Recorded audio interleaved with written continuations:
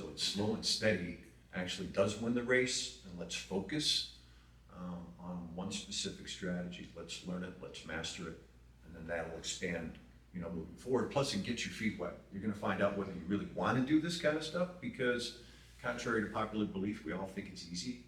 There's nothing easy about it. Welcome to In the Boardroom with His Capital Group, a series of unfiltered conversations created to share our successes and failures, along with some of the tips, tricks, hacks, and strategies that we've used along the path to building wealth. So grab your favorite beverage, get to that quiet spot, and tune in to today's conversation. And remember that a legacy isn't only about leaving what you've earned, but also what you've learned. Hello, everyone. Welcome to His Capital Boardroom. I'm Sam Alley, Vice President of Investor Relations. With me today, Steve Landell, our Vice President of Portfolio Management. And we're here to be grilled under the radar by our host, Angela. I came to His Capital, oh my goodness, 7 years ago. I think it might even be eight. It's 8 now. I think it's 8. Wow. And I came as an investor. And I remember I was in the insurance industry, and I got out of that industry, and I didn't know what to do with my investment capital. We made enough money to retire, but if we couldn't find a place to invest it where it would give us a fair return, it wouldn't last our lifetime. Right. And I remember Rick. We met with Rick after we met with Sam Alley. And Sam, you introduced us to the company. And we met with Rick, and Rick said, I can get you 8% on what's called a passive real estate investment. Right. And I said, Rick, if you can get us 8%, we're retired. That's our pension. And so we bought a small note. I think it was maybe 60,000, something like that. And sure enough, it gave us a predictable monthly check. And we ended up buying more, and we just stacked them. And in a short time, my wife and I woke up one morning, and all our bills were paid by those notes. And we are now passive real estate investors, and we're retired. And obviously, that changed because Rick hired me out of retirement, and here I am working for His Capital. We're a faith-based company, right? So now, as I reflect back almost 14 years ago, there had to be some faith involved there, right? I was in the short sale world and making some good money in that business, but sort of like Steve, I didn't know what the heck to do with it, but I knew I had to do something. I'm in the investment world. I'm not really sure I'm an investor because I'm helping other people get out of trouble, but I was making good money at it, so what do? Somebody told me about these guys at His Capital, so I started doing some research on their background. And at the time, I also received an email from somebody completely different that I'd never heard of before that was talking about an internship program that His Capital was running. I'm pushing 50 years old when this took place, right? So I'm looking for something different than something meaningful, right? That's what happens when you get old, so you'll find that out. But as I started doing my diligence, I flew to Orlando to learn a little bit more about it, meet Rick, learn a little bit about the company, what they did. They knew a hell of a lot more than I did, at that stage in life. And I think probably what got me the most was the curiosity, because Rick was so much younger than I was. And I'm thinking for a while I was getting schooled by a kindergartner. Because he's so much younger, how does he know this much, right? So I continued to do my diligence. I wanted to take part in the internship program to kind of learn more about what they were doing, commercial investments, mobile home parks, so many different things and avenues that real estate opens up that, one of the things I think you'll learn going along is if you want to create a life of substance, you might want to hook up with some people that already have that going. So Well, I actually was brought up in a family where my parents were landlords. And so I knew the business a little bit. And at age 18, I bought my first 2-family duplex and my first rental property. nice. And my wife and I got married about 3 years after that. And then we built a portfolio off of that single house. And in the little town in Wisconsin we lived in, I guess maybe we're considered one of the larger property owners there.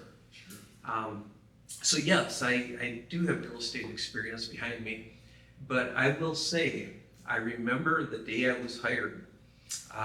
It felt like they poured a bag of marbles on the table, and I'm supposed to know all of this information. And I said, today I can see I'm going to learn how much I never knew about real estate. Yeah, for me, it was through the short sale end of things, right? I mean, this is the crash 2008, so it was an interesting time in our country. But based on my experience, I owned a collection agency and a private investigation firm, so short sales seemed to be the path or the entree in. Plus, I'm just of a servant heart, so I mean, helping people out of those issues and getting paid to do it was kind of cool to me. And that's where my first properties started, with the first short sale, which, coincidentally enough, launched my career. But it was a strange launch because that actual deal took 6 years to complete. So it's slow and steady actually does win the race, and let's focus on one specific strategy. Let's learn it, let's master it, and then that'll expand, moving forward. Plus, it gets your feet wet. You're going to find out whether you really want to do this kind of stuff, because contrary to popular belief, we all think it's easy. There's nothing easy about it. It's detail, it's diligence. I mean, you really got to put the work in, much like we have to do with everything in our lives. We got to put the work in, right? So I agree with you, Sam, on one of the items about nothing happens fast. I met with a gentleman the other day. He's probably 30 years old, and he's getting into real estate and investing. And he literally wants to build something so fast that he says, my goal is in this time frame, those investments will just take care of my living, and I won't have to do anything. And which is I'm not saying that's a bad goal, that's probably a good goal. If he's coming to me for advice, I am not the person to help him, because I think everything, like you said, takes time. And it's a series of steps. And for my life, I've never had a big windfall all of a sudden I woke up rich. Right. But piece by piece, it happens. So that's one thing. The other thing, I think, with the younger generation right now, I grabbed my phone quick here and I was going to look at the market report, the stock market. I don't know if you watch it, but most days, all three are red and they're down. Right. Once in a while you might see a green, but think of that poor investor right now, that diligent investor that says, I'm going to invest $50 and I'm going to save up $100. And the next day they probably lost a third of it. How discouraging right now. And so I think those two things, I think if they can understand that it takes time, and it does work over time, and understand even, I'm not big into the stock market. I lost money in the stock market, and I don't do that anymore. But even if you invest in there, it's better than investing in nothing. And that little bit does average, because a younger generation has time for that to accumulate. Somebody asked me what's important to you. Time is always going to be, but that's because now, like, I'm in my 60s, so every minute of every day is just absolutely imperative. It might be different for my 18-year-old self or 20-year-old self, where I'm not thinking about tomorrow as much. And I think that's where we mess up. We always have to think about tomorrow. How do you stay true to what it is that you're focused on this journey of becoming an investor and eventually building generational wealth? Definitely priorities. And I will tell you, my faith, God, I will tell you, the Bible keeps me on track. That's number one. The other thing that keeps me focused is there's all kinds of opportunities out there, okay? And we're getting bombarded with everything. I will say that we are in the United States of America, and I will just say a whole lot of men and women have died to give us this right to be whatever we want to be. And I'm truly indebted and grateful to our military. So with that said, have your goals high. What are you going to do with this one wild and crazy life of yours? And what is it going to look like when you're an old man like Sam? Yeah, exactly. I turned 60 this summer. I'm feeling it, man. Yep. But what do you want to be when you're our age? I hope each and every one of you do better than us. The next generation should always be better. Yeah. And I would just say, watch out for those millennials. They're pretty savvy out there. It's always about who you surround yourself with. We don't always get that when we're young. Like my folks came here from the Middle East. And the day that I grew up, right, mom and dad don't talk to you about money. That's like you ask for something, you get a yes or a no. That's all you know about money, right? Or what you want to do, where you want to go. Knowing myself, what drives me, what I want, the things that I look at, and it's like, oh, I see that guy. I might want to emulate that. I'm interested in that. I'm going to follow that. I'm going to look for that. I'm going to pattern myself, at least take a shot and see if that's something that I like and that suits me and that's tailored to me. And I think today's a lot different. But the other problem I think that most of the young kids face today is everything's online. So you don't know if that person's real or not. That guy's driving that Corvette or whatever the case may be. I mean, you could have rented that car for the day, got a pretty girl to videotape them, right? Get in that car. You don't know what the heck's going on, but you're going to spend $50, $100, and then you're going to get upsold to buy that next program, and the next program, and the next program. Well, then you wind up doing nothing except getting frustrated and then not pursuing anything at all. And it was really powerful to hear the both of you speak about the different industries that you were into, having to pivot when you needed to. What is the biggest financial risk you've taken that's given you the most reward? I'll say there's two of them. One was sweat equity. I went to work, okay, and I quit a job that I was making pretty close to six figures. And in that area that I lived in, that was back in the 90s. I'm going to quit that job and I'm going to find a vehicle out there to take us to our future. And so it can be something that simple, but real estate is usually quite predictable. Yeah, I agree with that, Yeah. 1,000%. Absolutely. Probably the most predictable thing that we have, right? Yeah. And especially when we look at market cycles and, all of it, right? I mean, it's not had the ups and downs or the waivers, the constant. And that's such a big critical key.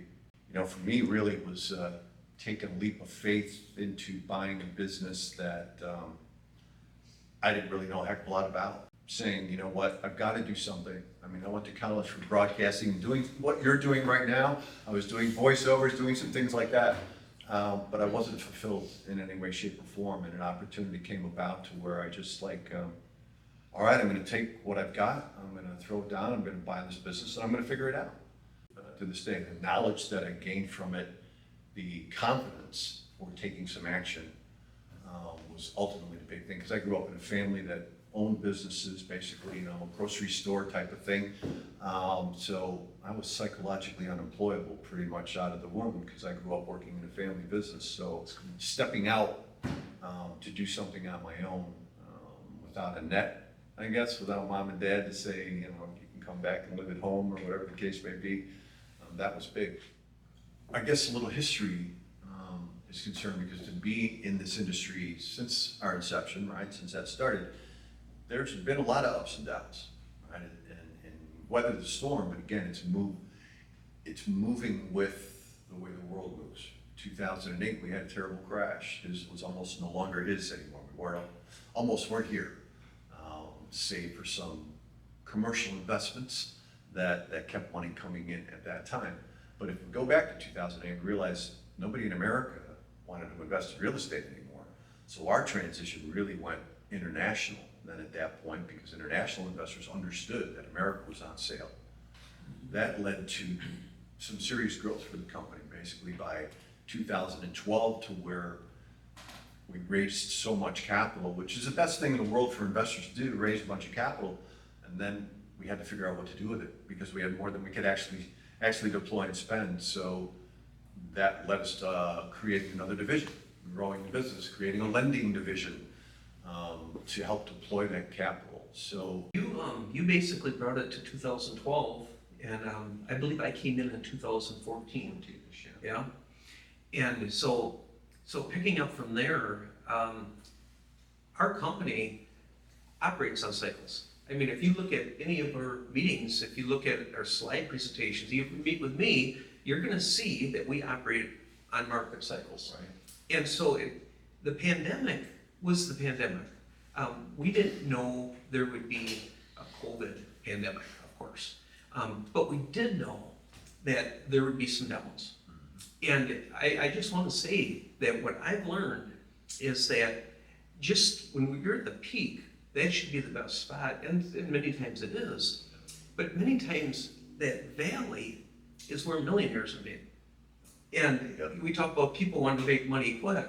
People made money quick in 2008. Absolutely. The people that had money, okay? And so it's like you said, Sam, just so you're prepared for it, we're ready for each cycle. In fact, we're not only ready, we're not reactive, we're proactive. We know what we're gonna do in each cycle. And I can say a couple things happened.